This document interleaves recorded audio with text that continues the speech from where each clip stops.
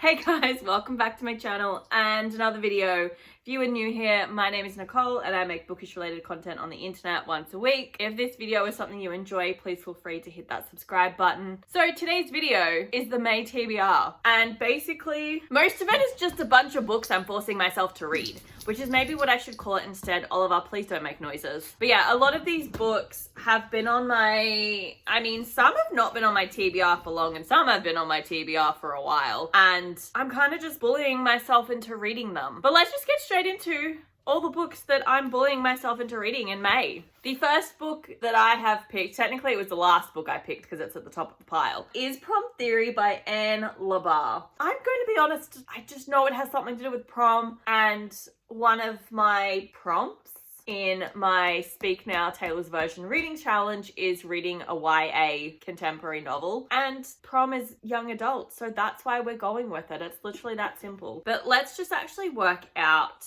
what's actually going on in this book. So we focus on Iris and her best friend Seth. So it looks like Iris is really obsessed with neuroscience journals and basically thinks that there is nothing that science can't explain, and that love, for example, is just chemistry. Seth, however, thinks she's completely off base and believes love is one of life's beautiful and chaotic mysteries without need for explanation. Interesting. It looks like Iris and Seth don't normally disagree, so this is unexpected, but Iris isn't one to back down from a challenge, and she's determined to prove that love is really nothing more than hormones and external stimuli. She's about to be proven so wrong, and the best way for her to test her new theory is to get the newly single track star Theo Grant, who doesn't know she exists, to ask her to prom. And it looks like they've got 2 weeks for her to prove this correct. My guess is that her and Seth actually are in love with each other and they're going to work this out by the end of the 2 weeks. I'm expecting this to be corny and cheesy. I'm just hoping it's a good time and I have fun with it. So that is Promt Theory. And when I said at the start that I'm basically just here to bully myself into reading my books that I've had on my shelf for a really long time, I was referring to this thick boy, which is the 3rd book in the Heroes of Olympus series by Rick Riordan, and it is the Mark of Athena. I started the year off really well. In January, I read the first book. In February, I read the second book. And then we kind of fell off the bandwagon in March and April because I haven't picked this one up. I would really like to keep the momentum going of me reading one of these books in this series once a month, and I just need to get back on the bandwagon. So I am making myself read this. It's less pages than I was expecting. It looks really thick, but it's only 572 pages.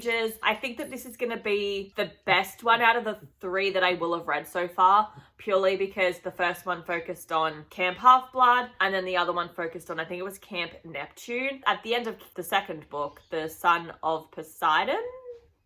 Was that it? Was that the Son of Neptune? I don't remember what it was called. No, because Poseidon's the Greek name. Oh, it is the Son of Neptune. Huh? No, I said Camp Neptune. It was Camp Jupiter. Fuck's sake, I'm getting there. Yeah, so at the end of the Son of Neptune, the 2 camps meet. And this one's going to be about the 2 camps actually having to interact. So I'm excited for that and what that means. So I do think this is going to be the most interesting one. I was excited to pick it up. I'm a little bit less excited to pick it up now that I'm looking that there's a massive fucking spider human person thingy on the front. That's disturbing. I'm also looking more at it and I just realized that the chick, Mark of Athena, she is, what is the girl? Annabeth's mother? Is that right?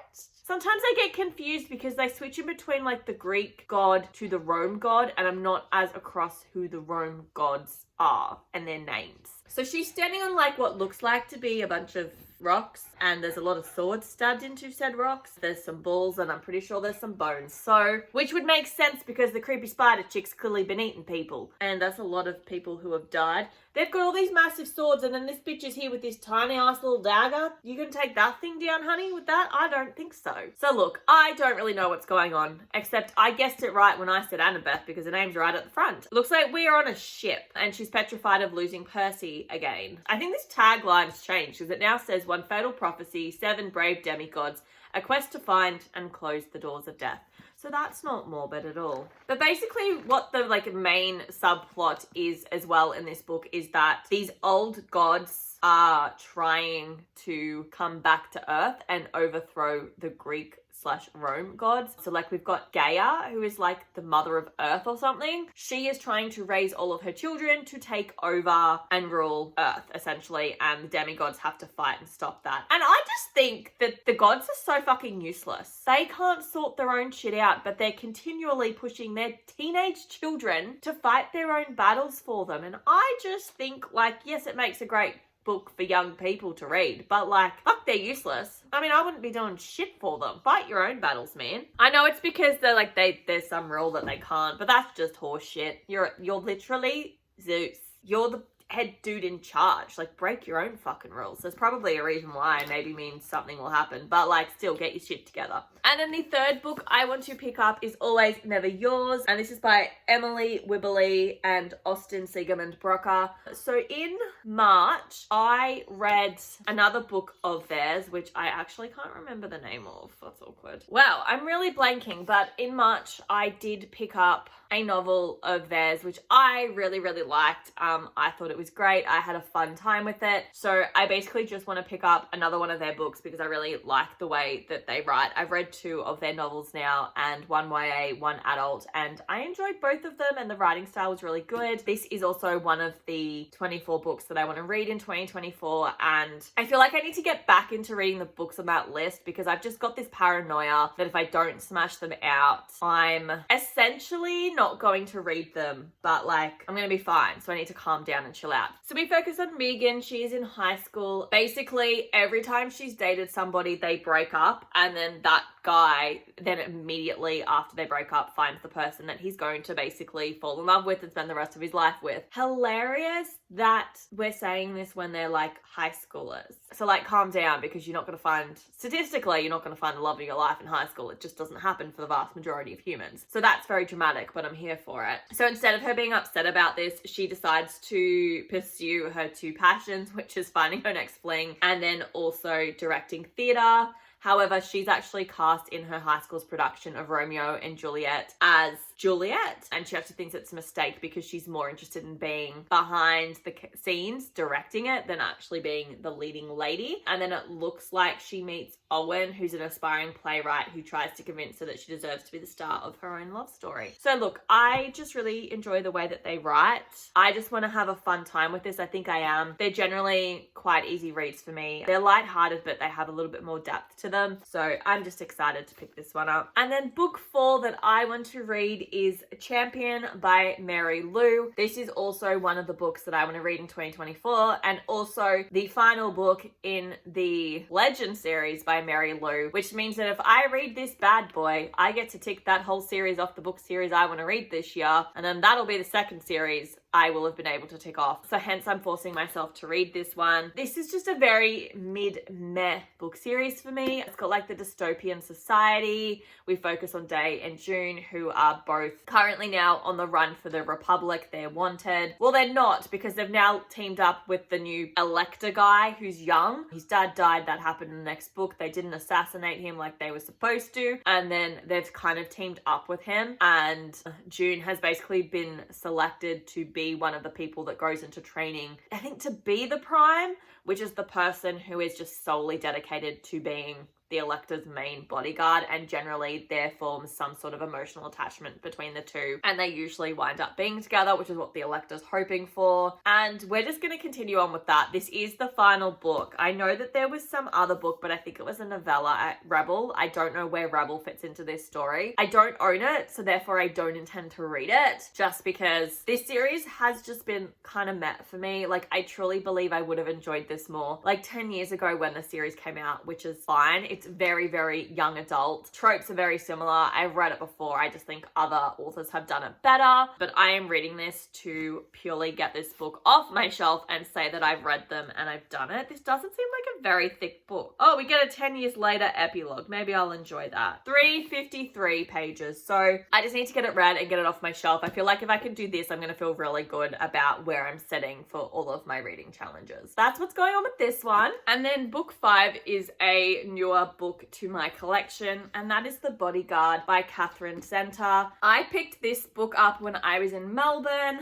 and that was when at the start of March, I went to Melbourne. I basically told myself that, oh, I'll get to that one after I finish my TBR since March, and we haven't done it. I told myself I was going to read it in April, and I am filming this, when is the date? The 27th of April, and I've literally just started the last book on my TBR, including today, 4 days to read that book. I started it last night. I'm only like 2 chapters in, but like the main character's already annoying me, and I think I'm gonna need all 4 days to read that book. As such, I don't think I'm gonna pick this one up. I know I say this every single freaking video that I film, but like my goal this year is to, any book that I buy, I want to read it this year. I don't want to add it to my TBR. The only sort of exception to that rule is in December. Any books I buy in December, I'm going to do my best to read, but I'm not going to pressure myself into getting those books finished and read, because obviously, depending on when I buy them in December, I may not have time to read them before the year's up. Part of the reason why I'm like forcing myself to read these books is because I'm like, you're a new book, you've been sitting here too long. Currently haven't bought any books in April, but that's purely because my local stores haven't gotten in Funny Story or Just for the Summer just yet. Every time I go, they're not out. So they're the 2 books that I want to buy, but I know like if I finish that other book I'm reading, I'm going to want to pick up Funny Story. I'm like, I need to read it in May, because otherwise we're just going to get to fucking July and I won't have read this book. So what is this book actually about? We've got our main character, Hannah and Jack. Hannah is actually the one who's the bodyguard. You would think that she was the one being protected by Jack, but no, it's the other way around. She is the bodyguard. First of all, freaking love that. And it's hilarious because she looks like a kindergarten teacher. However, she is in fact an elite bodyguard who could kill you with her bare hands. And then we have Jack, who's, I love how they start off telling you about him, which is he's impossibly handsome. She gets that she looks like a kindergarten teacher comment. He's a world famous actor who is everything, including a corgi breeding stalker. I have further questions about this. And basically Jack's mum gets sick, so he heads back to Texas, the family ranch, to help out. However, he doesn't want his family to know that he has a stalker. So instead, he hires himself a bodyguard who is going to pretend to be his girlfriend, and in comes Hannah. I'm really intrigued who the corgi stalker is. Is it a woman? Is it a man? Like, why is he being like a corgi stalker? Does he have corgi dogs? I have questions. So this is a book that I saw floating around BookTube last year. It looked like people generally rating it 3.5 to 4 stars. So that's kind of a good rating for me. I know that Catherine Center has another book coming out. Her covers look fun. It sounds like it's just going to be an easy, cool read. So I'm just excited to give it a go and see what I think of it. And then the 6th and final book that I have picked to read. Guys, I'm forcing myself to do it. Yes. It is The Fake Mate by Lana Ferguson. Every time I mention this book, I'm like, I'm going to read it this month, and I don't. So if you have seen my unboxing of this, and then I think I even spoke about this in my quarter year life crisis book that I did last week. I still haven't read this book. I also purchased it at the same time as The Bodyguard, and it's also been a book where I'm like, once I finish my TBR, I'm going to get to this, and I just haven't gotten to it, and I just need to read it. But we focus on Mackenzie, who hasn't had a successful date in months. She is a doctor. She's not really interested in dating. However, her grandmother just wants her to find the perfect mate. I do believe that she is a werewolf. So she decides to tell her grandmother, oh, I'm dating Noah, who is a cardiologist that she works with, who is also a werewolf, and he's like a really big, important, big deal alpha. Grandmother's super stoked, so they pretend to fake date, and they're probably going to fall in love and realize they're actually mates. And it's actually in the Omega universe. Omega universe? I don't know. I've just seen it on TikTok. I don't know what that is or what it means, but that's that. I don't know how, like, are the werewolves out in society? Are they a part of it? Is that kind of like the supernatural we're going with? Are there other supernatural creatures? I don't know. I need to pick it up and read it because it's been sitting on my shelf for 3 months. So we need to get it out so that any other new books I can read. Because at this stage, if I read these 2, there's only 1 book on my shelf that is new to me this year that I haven't read, and I would like to keep it that way. So that is The Fake Mate. Anyway, guys, I hope you enjoyed this video, and I will see you next week for another one. Bye!